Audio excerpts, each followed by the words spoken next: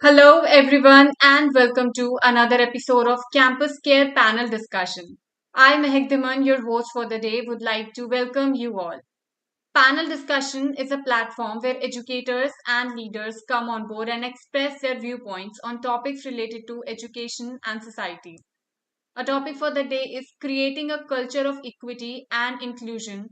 And to express their viewpoints on the same, we have with us Ms. Shruti Sharma ma'am, Principal of Delhi International School, Dwarka, New Delhi. Very welcome, Shruti ma'am. Thank you, Mehak. Pleasure to be on the platform. Thank you so much, ma'am, for being here today. Then we have with us Miss Elia Violet, ma'am, Principal of Navodaya Central School, Karnataka. Very warm welcome, ma'am. How are you doing? Thank you, Mahab. Doing fantastic. Nice to see you here on this platform. Thank you so much, Thank ma'am. you. Thank you so much, Shruti ma'am and Elia ma'am. So, creating a culture of equity and inclusion and strategies for the school leaders. So, Elia ma'am, let's start off with you. What strategies have you found to be effective in promoting equity, ma'am, and inclusion in your school, ma'am? Yeah, before I answer to that question, just I'd like to brief about the equity. When we hear the word vocabulary equity, automatically it goes to equality too. But there is not much difference. But the equity, it is nothing of fairness and justice and mindness. All those things involved in that equity. So to implement that, we have been very successful in our Navodaya Central School CBSE. Actually, it is existing in Northeast Karnataka, where suppose we are back into the thing, but still we are rocking in our area by implementing this strategy of equity and inclusion. So when you think of that, we very seriously implement DI, that strategy, that is diversity, equity, and inclusion. I believe that is it sufficient enough? Anything elaborate you want me to give, Mahek? No, ma'am. Thank you so much, ma'am. Very beautifully explained. Shruti, ma'am, would you like to add something to ma'am? And also, ma'am, ma'am was just explaining. Meanwhile, while you're explaining about the strategies that you have found to be effective, could you also, help us describe some steps that you would have, taken to address the issues of discrimination when they are, arise in school, ma'am? Absolutely. So basically, when we work in the schools, then the students come from different background, and inclusive means to embrace the differences. So all schools need to work in harmony with the students. They need to be respectful towards each other. They need to be tolerant, and they need to have a broader perspective. So as ma'am already stated about her school doing a lot in this direction, we also at DIS work in promoting equity and inclusion. So first of all, I think as a school, we need to provide safe teaching learning spaces where students are free to express their opinion, and they are ethical enough to understand what do they need to put in front and what they do not have to speak. There are various group assignments that we can give, and at times we intentionally have mixed group discussions wherein students from a varied background, they sit, they discuss, and they're tolerant to accept each other's opinion and views. So it becomes a habit for them to accept the peer discussion and be including the other's perspective. So that is what we do and inculcate through active learning strategies in our school. And when it comes to your next question, that how do we tackle the issues of biases? I think that first and foremost, in my opinion, would be that you need to address such issues. Because when such biases are created in a society, in a community, if we are quiet, it is taken as we are endorsing to be biased. So I think we need to be vocalized. We need to be vocal and verbal of what we feel, but understanding that we need to put it forward in an ethical manner where we are not harming somebody else's religion, we are not harming somebody else's community. Of course, there are ways like, a lot of times students are staunch. So storytelling, group discussion, assignments, peer discussions, I think these are the ways how we tackle the biases in a school. Thank you. Thank you so much, Shruti ma'am. Ilya ma'am, would you like to add something to ma'am? Yeah, What? Yes, ma'am. but whatever ma'am has said, it is absolutely right. I agree to it because we may have this strategy unless we update in practical, it is not at all possible to be successful. So, when you think when you take a look at it, it is very not a easy task to implement. But as ma'am said, no, whatever the strategy, like pure discussion, just to make them to understand is the first task, I believe. So if you make them to understand that fairness, surely that bias also we can overcome, I believe. Absolutely, ma'am. Thank you so much. And also, ma'am, what role does the technology plays here in promoting equity and inclusion, ma'am? Yeah, now it has become a part of our life. Yeah. Technology has become a part of our life. If power goes, we get exhausted. The same thing, it has come even technology that also in education now. It is a powerful tool, I believe. And for example, I'd like to now recently we conducted a board exam. Institution was assigned as a center, but when we are conducting, we are supposed to give a break to our rest of the classes. So when we said that we are going to conduct an online class for students as well as the parents, we are so happy to accept that online class. So technology here, we are not going to deprive anyone. Technology help us to treat or maintain equality, to balance it. Absolutely, ma'am. Thank you so much. Shruti ma'am, would you like to add something to ma'am? What role does technology plays in your opinion in promoting equity and inclusion in the schools? Absolutely. Thank you, Ilya ma'am, for sharing your own opinions. But I feel the role that it's playing right now, even I think generating awareness is a very important role that technology would play, is playing, and will be playing. Continuous counseling sessions that we as schools conduct, making them understand what is cybersecurity, what to look at, what not to look at. I think students are a lot under the social media.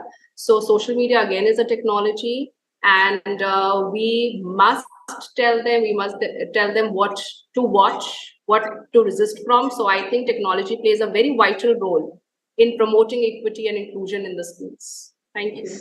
Absolutely, ma'am. But Shruti ma'am, do you think how do you measure the success of the equity and inclusion efforts when it comes to your school, ma'am? Well, I think, Mehak, honestly speaking, it is a continuous process. It is not a measure like it's been 4 kgs today and 5 kgs yesterday. So it's an ongoing process, in my opinion. And Ilya ma'am, would you like to add something to ma'am? How do you measure the success of the equity and inclusion efforts in your school, ma'am? And if opinions are accepted, then we understand somebody else's perspective as well. So, in my opinion, the measure is again very ongoing thing. It is a continuous thing. So, I would not state how I am measuring it, but yes, it has been an effort from our side to inculcate this. It is a constant effort, and it will be. Thank you. Thank you so much, ma'am. Ilya ma'am, over to you. Yeah, thank you, Meher. What ma'am said, even I too agree with it because measuring with the power, it is not put an end to everything because it is a continued process. If today it may be very successful, but tomorrow may not be that much successful because we can't give a constant impact out of it. It depends on how we intake, how we put it into practice, how the students or the staff or the parents do. How do they revert to it? That's it. We can't expect always it will be a positive aspect from opponent from other side, either from the students or the from the staff or from the parents. So it depends on how we and put it into practice because culture it doesn't come that easily like it takes time. We need patience, tolerance, as ma'am said, and tolerance the worst emotional pressure, the feeling that being when we are a school leader, no, it is terrific that we know what to express it. Is Meher, that's it. So we can't give a definite measurement uh, for that thing role. it differs. Yes, ma'am. It really differs. So, ma'am, adding on, ma'am, what challenges would have faced, in promoting equity and inclusion in the school, ma'am? Is it to me? Okay, fine. I'd like to continue. Thank you, Meher. So, if you take out the thing, challenges are many, because when you want to do something, what is that? To break the challenge into an opportunity, we can't say in a single statement. We can't express it.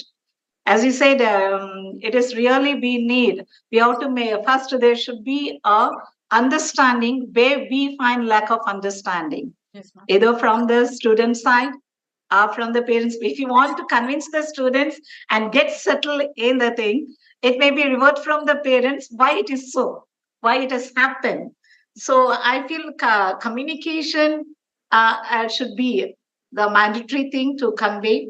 And second thing, understanding rather than misunderstanding. Understanding should be there to be very effective to implement equity. Thank you so much, ma'am. Shruti, ma'am, over to you. What challenges you have faced in promoting equity or inclusion in your school, ma'am? Thank you, Meg, for the question. I feel the challenges that we are also facing right now is to break or discuss the perceptions. It is very difficult task, and at times some learners are very staunch. And we have to narrate a lot of stories, a lot of real life examples, and through that we have to develop an atmosphere where the opinions are accepted. The next idea is that some who belong to a particular community, they are either pro it or they are against it. So again, to break that set or thinking is a difficulty for us. It is still a challenge, and some have assumed a particular community the way it is running, and thanks to the social media to create and generate that atmosphere. So it is again a challenge to break that myth. Next, I feel is a parental influence. The students are a lot who come through certain communities, again, who come from different backgrounds. Their parents incept so much into them, they give so much of insight about believing that they do not come up with their own beliefs. So they are quite influenced, is what I feel. So to break that, to make them understand, is still a challenge. Thank you. Yes, ma'am. Ma'am, also, how do you overcome these challenges, ma'am? I think through sessions. I think communication breaks the barrier. So we are trying our best, not only like integrated approach in the curriculum as well. So there are a lot of places where a storytelling can be done and is done integrated with the curriculum itself, so that they relate to a particular thing and the biases are broken, and they all feel that they're being heard. So for example, a very simple thing, if somebody is answering a question which the other person does not like, maybe related to an English curriculum or maybe related to a social science curriculum, there has to be an acceptance, because it is a personal insight or personal opinion. We cannot say that no, that person is wrong or that person is right. We cannot have a definite answer to that. So acceptance is very important. So we are trying to tell every child through sessions that accept, do not confront, do not get into an argument all the time, but have an acceptance. So storytelling, I think, works. Continuous sessions, I think, works, and a little chit chat also creates a bond. Also, giving them that everybody is equal. It works. Thank you. Thank you so much, Shruti, ma'am. Elia, ma'am, would you like to add something to ma'am? How do you overcome the challenges that you face in the school, ma'am, while promoting equity and inclusion? Yeah, as ma'am said, no certain activities we maintain in our campus. Maybe a pep talk every day in the assembly. We make the teachers to have a talk over in the assembly, where their 5 to 10 5 minutes will be given to them to talk about the integrity and about the national patriotism. All those things we maintain as a pep talk. It is a mandatory for us in assembly. Apart from that, we have a CCA every weekend to Every Saturday, we entertain our students to take part in such activities. As ma'am said, storytelling, value based, whatever it may be. Activity based on value. Maybe it may be a debate or it may be elocution. Such activities really we felt very successful, where the students will be put together and they will at least that gather sitting together and feel that oneness, no, not only the assemble, all this conducting event, session for the special session for the students, special session for the parents, like that we organize now and then. I think that's really great. What Shruti ma'am just said, and you said pep talks and storytelling. It really creates a huge impact, on students. Yeah, surely. Thank We you are so happy much. about it. We are very happy about it. Our parents also too happy. Yeah. And really, but we need patience to Yes, ma'am. get it done, all those things, and time duration also, no, we need it. Overnight nothing can be done, but it is a process, as we were having early discussion, no, it's a process. Always expect something good. Absolutely, ma'am. Thank you so much, Shruti ma'am. Thank you so much, Elia ma'am, for being here today. It was lovely. Thank you. Thank you so It much, was ma'am. Thank you so much. see. Thank you, Mahal. Thank you, Thank Shruti you. Thank ma'am. Thank you, Elia ma'am. And for all the viewers watching us out, do not forget to subscribe to our channel for more stuff like this. Thank you, ma'am. Have a great day. Thank you. She the same, ma'am. Thank you.